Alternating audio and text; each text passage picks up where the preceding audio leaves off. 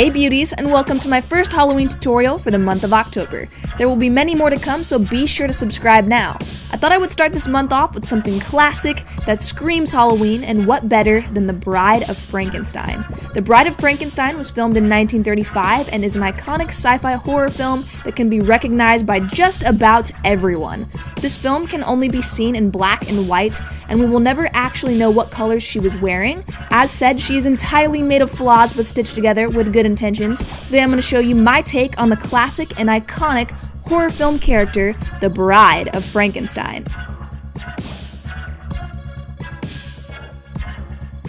So to start this look out, we're going to be blocking out our brows using a washable glue stick. Just apply this to the edges of your eyebrows and comb the hairs up using a spoolie. You want these hairs to lay straight and flat. You can keep applying this glue until it feels pretty flat, and to check on it, apply a translucent powder over the brows if you can see any lines or the powder's caking up into the hairs. Go back in with a few more layers of that glue and clean up with a makeup wipe as you go.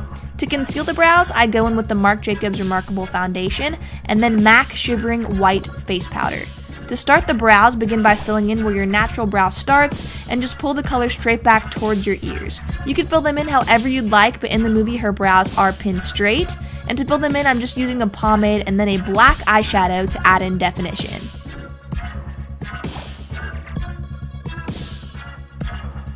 For the eyes, the first thing you're going to want to do is prime and set your lids with a powder to make sure the eyeshadow lasts and blends easier. For shadow, I'm using the Tartelette palette because it's a very cool tone and perfect for this look. You can also use a purple or gray shadow as well. I'm taking the shade Best Friend and applying this above my actual crease and just mapping out where I want my cut crease to go.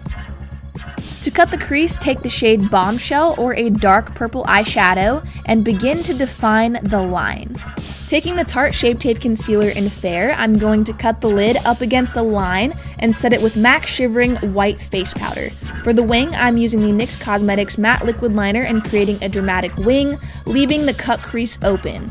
After, I'm just going to apply some mascara to my lashes, and go ahead and apply your favorite lashes of choice. For this look, I'm using the Cocoa Lashes in the style Goddess.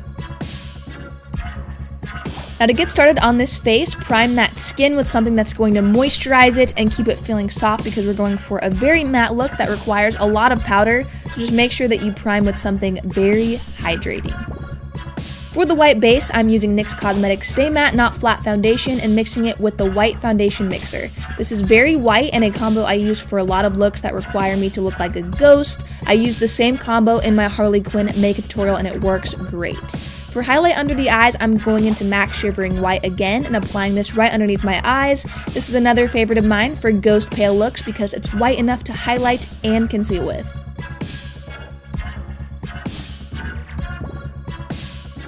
For contour, I'm using the Lunatic Labs contour palette and I'm taking a lavender shade first and applying this to the hollows of my cheeks. I'm going for a dead look, so I'm using more grays and purples to contour instead of the normal warm bronzer shades you would use on an everyday basis. After I've applied the lavender, I'm going in with a gray cement color and applying this right at the front of my ears and bringing this forward to make myself look skinnier and dead.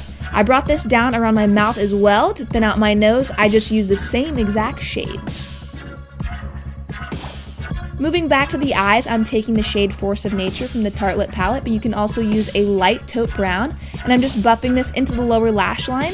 Next, I'm going to take a black to create the bottom wing. I pretty much just lined it up with the wing on my lid and made it sharp and shoot straight out. Lastly, to finish off the eyes, I always like to apply some mascara to my lower lashes. For lips, I'm taking this Ombre Lip Duo by NYX, and I'm taking the black side first, lining the lips, and then filling in the corners of my lips. Then I'm going to take the red side and I'm going to fill in the center of my lips, which will create that ombre effect. I also took the shade Perfect Red by NYX, which is a much lighter, brighter red, and I filled in the center as well just to add some more color. So to map out the stitches, take a white liner and draw two lines connecting from the front of your ears down to your jawline and under, back around to the back of your ears. I brought mine out a little more than the bride's because I really wanted them to be seen more. You can do them however you'd like though. After I mapped them out, I started mixing parts A and B of Third Degree, which is an SFX type of silicone molding compound, perfect for scars or stitches. After I mix equal parts of both, I'm applying this onto the stitch lines with a spatula. I first went over with a thin layer and then added a bit more. Wait a minute or two until it's tacky and almost set, and then go back in with the spatula, cutting directly down the middle of the 3rd degree.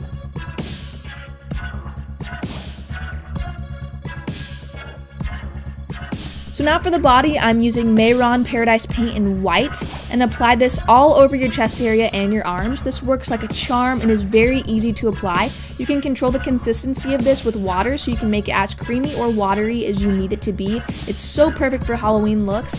I'm going to contour my chest a little bit as well to make myself look a little skinnier and dead, and to that I'm using a dark gray purple shade from the Lunatic Labs contour palette, the same palette I used on my face. When contouring your chest, just suck in a little bit and feel around, feel your bones, and wherever your bone is, contour up against it and you will get the same effect. Everybody's body is different, so you have to kind of feel around a bit and shade where you feel it's needed. For the body stitches, I did them the same way I did my facial stitches. I just mapped them out and then also applied the 3rd degree molding compound. The way I did the arm stitches complements the costume because my costume has some slits in the arm area, so it will really showcase these stitches, but feel free to do them however you like and whatever pattern you desire. To fill in the stitches, I went in with a thin lip brush and a brown grease paint. I filled the line in that we cut straight down into, and this will add a lot of depth to the stitch. After I filled in with the brown, I went back in with a maroon shade right over the top just to lighten it up a little bit.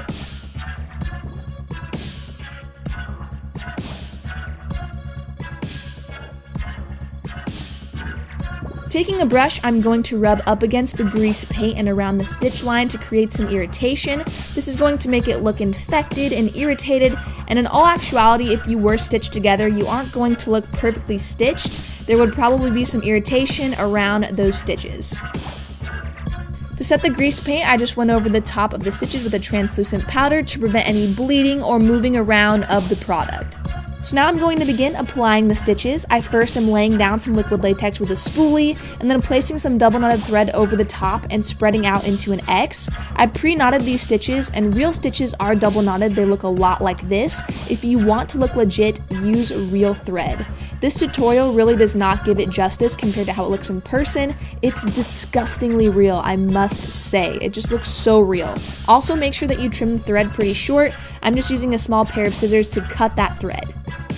So for the wig, I bought a wig from Amazon that was a reasonable price. I'll link it below for you guys. It was a very curly black wig. I knew I was never going to get the look I wanted unless I did this myself, and I couldn't help but laugh my butt off at how I've looked at this point. Oh my gosh, you could probably use this wig if you wanted to be Jigsaw from Saw, but that's just me. Anyways, I first braided the top a bit, and then I wrapped that braid around on the top of the wig, and I pinned it down into the wig. Then I took a Pepsi bottle that is cut in half, and I pinned that right up against the braid. This is a similar technique that you use when you're trying to create that Cindy Lou Who hair from The Grinch Who Stole Christmas. It's the same exact thing. I recommend getting someone to help you pin the top of the hair because it is very hard to reach. In this case, I had my mom help me. For the white pieces on the side of her hair, I used some clip-in extensions I've had for years from way back in the day when I had blonde hair. I sprayed them with some white hair color. You can pick this up at Spirit of Halloween, and then I clipped them under the wig and pinned them up. Super simple and easy to do. As for my costume, I actually got this at the Spirit of Halloween, and this is a mummy costume. I thought it would look great with this look, make it look more modern. And as for the bolts, also bought them at Spirit, and I cut them off the plastic band and just attached them using some Spirit gum. And this is my final look on the Bride of Frankenstein. I hope you guys enjoyed my take on this classic horror film character. Make sure you like this video if you did enjoy it, and subscribe for more Halloween looks coming from me. Or else. Mwahahaha. I'm just kidding. But thanks for watching, and I'll see you guys in my next video.